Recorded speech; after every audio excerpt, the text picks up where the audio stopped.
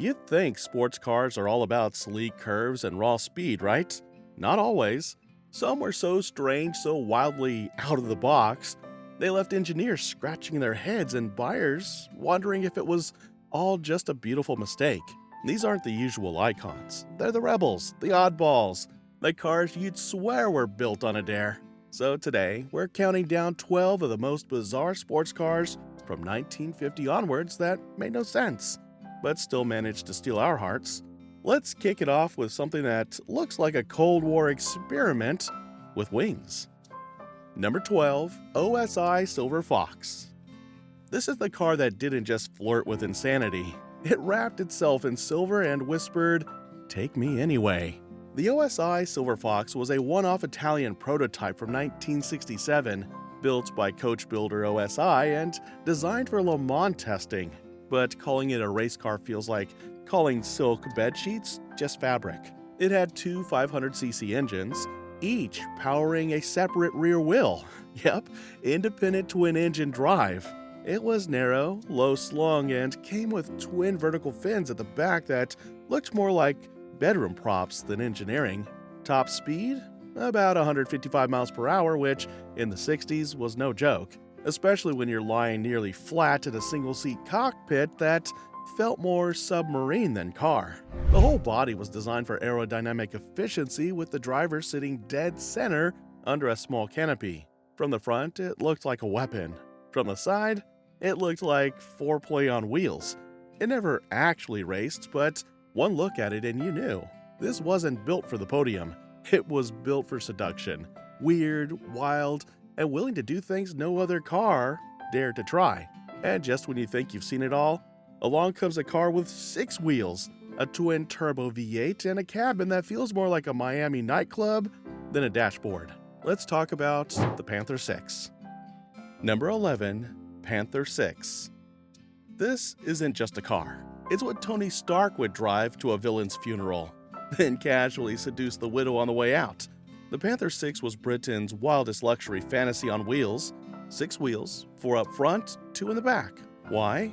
Because why the hell not? Built in 1977 by boutique automaker Panther Westwinds, this beast packed an 8.2-liter twin-turbo Cadillac V8, rumored to pump out over 600 horsepower. That's enough grunt to melt tires, shake marriages, and still make it to dinner by 7. Inside, think more private jet with daddy issues than car. We're talking a built-in TV, telephone, air conditioning, and a dashboard flashier than a Vegas penthouse. It didn't whisper luxury. It screamed it with a gold-plated megaphone. Only 2 were ever made, which makes sense. Cars this unhinged shouldn't be mass-produced. It was a billionaire's fever dream, the kind of machine you buy not because you need it, but because your yacht needs a friend. And if you ever see one in person, do yourself a favor. Salute it, blush a little, and remember, you're in the presence of pure, unapologetic madness on wheels. Number 10. Pegaso Z102 Cúpula. The Pegaso Z102 Cúpula was what happens when a truck company decides to build a supercar and accidentally creates a UFO. Built in 1952 by Spanish manufacturer Pegaso, best known at the time for industrial vehicles, the Z102 was a statement of national pride. And this version, the Cúpula, was the boldest of them all. Only 2 Cúpulas were ever made. Designed with help from Carrozzeria Touring in Italy, it featured a bubble canopy, exaggerated rear fenders, and bodywork that looked more like a jet-age concept than anything meant for roads. One was even commissioned by the Dominican dictator Rafael Trujillo's son, which tells you the kind of circles this car traveled in. Underneath the wild styling, it was all business. A supercharged 2.8-liter V8 built in-house by Pegaso gave the car a top speed of up to 150 miles per hour, faster than most Ferraris of the day. The transmission was a 5-speed manual, rare for the time, and the chassis used a pressed steel platform with independent front suspension. Despite the performance and looks, the Z102 line was too complex and expensive for its own good. Pegaso only built about 80 units total across all variants, with the Cúpula being the rarest and most bizarre of the bunch. Today, it's a forgotten gem from a company no one expected to make supercars, and while the Cúpula made almost no commercial sense, it remains one of the most memorable design experiments of the 1950s, a Spanish fever dream wrapped around a V8. Up next, we head to Britain, where a wedge-shaped oddball tried to bring muscle and madness together in a car that confused more than it convinced, the Marcos Mantis M70. Number 9. Marcos Mantis M70. The Marcos Mantis M70 might be one of the strangest looking British sports cars ever built, and considering what the UK turned out in the 70s, that's saying something. Launched in 1970, this was Marcos's attempt at a serious grand tour. It featured a 3.0-liter Triumph inline-6 engine producing around 150 horsepower, paired to a manual gearbox. With a fiberglass body and a lightweight chassis, performance was respectable for the era, but the looks? That's where things took a hard left turn. The Mantis M70 had exaggerated proportions, a long hood, deeply sloped windshield, and a cabin pushed way back. It was low, wide, and aggressively wedge-shaped, and some said it looked like a spaceship. Others compared it to a doorstop that went through puberty. Marcos only managed to sell 51 units before pulling the plug, largely because the styling proved too radical for mainstream buyers. Even among design experiments of the 70s, this one stood out. Less Italian elegance, more sci-fi comic book cover. Still, the car had its strengths. Handling was sharp, the ride surprisingly refined for a low-slung GT, and the interior was wrapped in leather with wood trim. Typical British craftsmanship hiding behind that wild exterior. Today, the Mantis M70 is a rare oddity. Not especially fast, not particularly famous, but undeniably unique. It's the kind of car that gets more questions at a car show than a Ferrari and more confused stares than a Jaguar XJ220 on stilts. Coming up next, we go from strange styling to divine intention. Literally. The next car was designed by a priest and looks like it was blessed by bad taste. Number 8. Aurora Safety Car. This one came from a priest. Seriously. In 1957, Father Alfred Juliano decided he wanted to build the world's safest car. What he ended up with looked like a squishy potato in heat. It was packed with smart ideas. The seatbelts could turn so it was easier to get out after a crash. The steering wheel folded in during an impact. The whole inside was padded like a soft motel room. All this was way ahead of its time. No one was thinking about safety back then. But the outside? It was a total mess. The front looked like it was crying. The back looked bloated, like it had eaten too much and passed out on the couch. Only one was ever made. It didn't drive well, it barely worked, and the money dried up fast. The priest lost everything trying to build it. And yet, you kinda want to touch it. There's something dirty about how wrong it is, like a mistake you know you shouldn't make, but you're already halfway in. You wouldn't show it off in daylight, but late at night, when no one's looking, you might sneak off for a ride. Now, if you thought that was weird, wait till you see what Japan came up with. It's sharp, low, and looks like it wants to drag you into trouble. The wild and dangerous Dome Zero is next. Number 7. Dome Zero. This car didn't just look fast, it looked like it wanted to undress you before the door even opened. The Dome Zero came out of Japan in 1978, and it looked like something from a video game before video games even had graphics. It was long, flat, and so low it could slide under your bed and steal your secrets. The lines were sharp, the body was tight, and it sat like it was ready to pounce. And maybe bite. Under the hood was a 2.8-liter Nissan Straight 6, the same kind you'd find in a 280Z. Not the most powerful engine in the world, but that wasn't the point. This car didn't need to go fast, it just needed to look like it was gonna ruin your weekend. It had pop-up headlights, a crazy cockpit, and a style that screamed, "I do things you've never tried." But you're gonna want to. Dome wanted to bring it to Le Mans, then sell road versions, but safety rules and money problems killed it before it ever got a chance to show off. Still, the few prototypes they built, pure heat. This wasn't a car, it was a fantasy with wheels. You didn't test drive it, you snuck away with it like a secret lover and hoped your regular ride didn't find out. And speaking of weird flings, the next car had doors that disappeared into the body, a removable shell, and the kind of style that made you sweat before the engine even started. Get ready for the BMW Z1. Number 6. BMW Z1. This car didn't knock. It slipped in through the back door and whispered something filthy in your ear. The BMW Z1 came out in the late 80s, but it still feels like something built for a secret club. The kind with dim lights, red leather, and rules that nobody follows. Forget normal doors. These bad boys drop straight down into the body. No swing, no slide, just gone. Like clothes hitting the floor at 2 a.m. It had a 2.5-liter straight-six rear-wheel drive and a 5-speed manual that begged to be grabbed hard and fast. It wasn't built to win races. It was built to make you moan every time you hit second gear. The body panels? You could take them off and swap colors whenever you wanted, like changing outfits before a hookup. Different look, same wild night. Only about 8,000 were made and most never left Europe. But if you ever see one parked, it's not just waiting, it's inviting, daring you to slide in, lower the doors, and do something you'll think about in the shower tomorrow. This wasn't your weekend cruiser. This was your don't tell anyone what we did kind of car. And if you thought a car wouldn't turn you on, wait till you hear about the next one. It ran on jet fuel, tequila, perfume, and maybe a little regret. The Chrysler Turbine Car is up next. Number 5. Chrysler Turbine Car.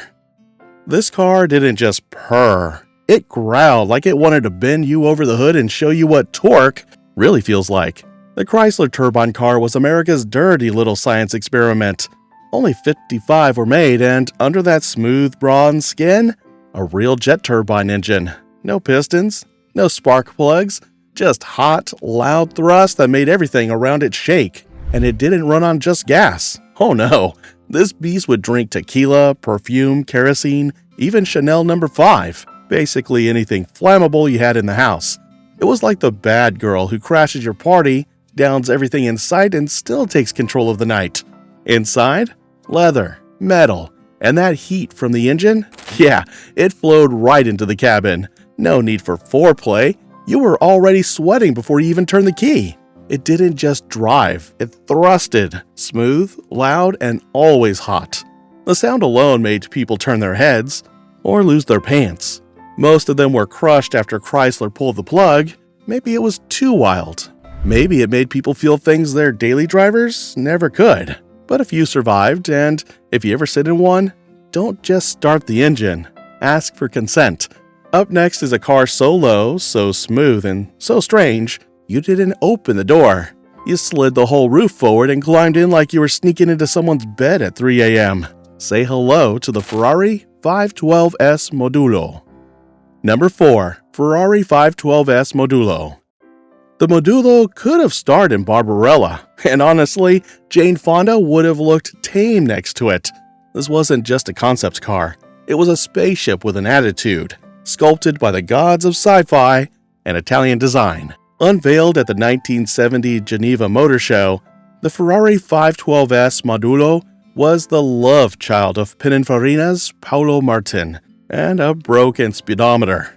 Underneath the ultra-low, wedge-shaped body sat the roaring heart of a Ferrari 512S endurance racer, a 5-liter V12 with over 550 horsepower. But you weren't buying this for the engine. You were buying it for the fantasy. The roof slid forward like a spaceship hatch, the wheels were partially covered, and, from some angles, it looked like it was either about to take off or take you. It never made it to production. It wasn't supposed to. This was art on wheels, a rolling fever dream that whispered, "You're not worthy, but I'll let you touch me anyway." Today, it lives in a private collection, occasionally emerging at car shows like a rare alien seductress. Who knows, she could still ruin your marriage with a wink. And just when you think things couldn't get any more retro-futuristic, here comes the real sci-fi van from the 40s that looks like it came from another planet. Number 3. Stout Scarab. The Stout Scarab is widely regarded as one of the world's first minivans, but calling it just that doesn't do it justice. It was a bold, visionary design that looked decades ahead of its time, and to this day, remains one of the most unique vehicles ever built. Designed by William Bushnell Stout, an aircraft engineer who worked with Ford on the tri-motor airplane, the Scarab took clear inspiration from aviation. The body was made from aluminum, the structure was unitized, rare in the 1930s and 40s, and the engine was rear-mounted, an unusual layout for its time. The interior was equally innovative. Instead of the typical bench seating, the Scarab had modular lounge-style chairs, a flat floor, and even a folding table, creating a mobile living space. The windows were large, the cabin was airy, and the entire experience was designed to feel more like a private rail car than a standardized automobile. Power came from a Ford flathead V8, which was more than enough to move the lightweight aluminum body, but performance wasn't the point. The Scarab was about comfort, design, and forward thinking. Production was extremely limited. Only 9 units were ever built, largely due to the vehicle's high price and unconventional styling. It was simply too far ahead of the public's taste at the time. Today, the Stout Scarab is an extremely rare collector's item, found only in museums or the most exclusive private collections. It may not have been a commercial success, but its legacy as one of the earliest examples of functional automotive design remains intact. Next up, we return to Italy for a concept car that threw out the rulebook. Low, sharp, and completely outrageous. The Lancia Stratos HF0 is up next. Number 2. Lancia Stratos HF0. The Lancia Stratos HF0 remains one of the most iconic and unconventional concept cars ever created.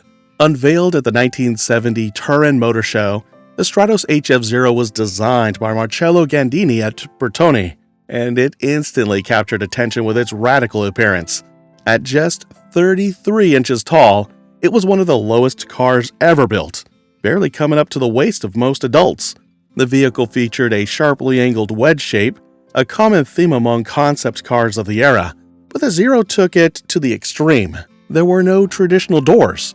Instead, the entire front windshield lifted forward to provide access to the cabin. The body was clean and geometric, with hidden wheels flushed lightly, and a futuristic dashboard layout.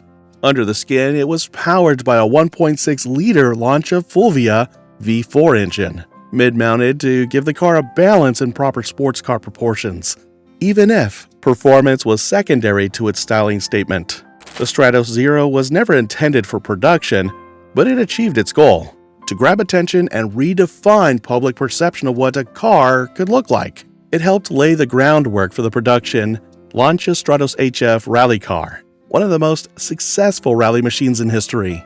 Today, the Stratos HR0 is preserved in a private collection and occasionally appears at concours events and design showcases. It stands as a piece of automotive sculpture, a bold artistic experiment that continues to influence car design decades later. And now, for the final car on our list, a small Japanese coupe with butterfly doors, glass everywhere, and a surprising connection to one of the greatest supercars of all time. Here we go. Number 1. Toyota Sera. The Toyota Sera may not look bizarre at first glance, but it quietly stands as one of the most unique and forward-thinking cars Toyota ever produced. Built exclusively for the Japanese market between 1990 and 1995, the Sera was a compact 2+2 coupe powered by a modest 1.5-liter inline-4 engine, producing just over 100 horsepower. Performance wasn't its highlight, but design certainly was. What set the Sera apart were its glass canopy roof and signature butterfly doors, which opened upward and outward, giving it an exotic, futuristic presence. The design was light years ahead of its class, and it became a source of inspiration for none other than the McLaren F1, whose designer Gordon Murray credited the Sera's doors for influencing his work. Inside, the car offered a panoramic view thanks to the expansive glass, giving the cabin an open, airy feel. It also featured upscale touches like optional digital climate control and high-quality audio systems, unusual for a subcompact of the time. Toyota produced around 15,000 units, and while it was never sold outside Japan, many have since been imported to other countries by collectors and enthusiasts. The Sera is proof that innovation doesn't always need to come with massive horsepower or a six-figure price tag. Sometimes bold thinking and clever design are enough to make a lasting mark. And there you have it, 12 bizarre sports cars that weren't accidents. They were dares that went way too far. Some were fast, some were freaks, but every single one made us feel something. Which one would you sneak off with? Drop it in the comments, hit that like button, and subscribe for more rare rides, wild ideas, and beautiful mistakes on wheels.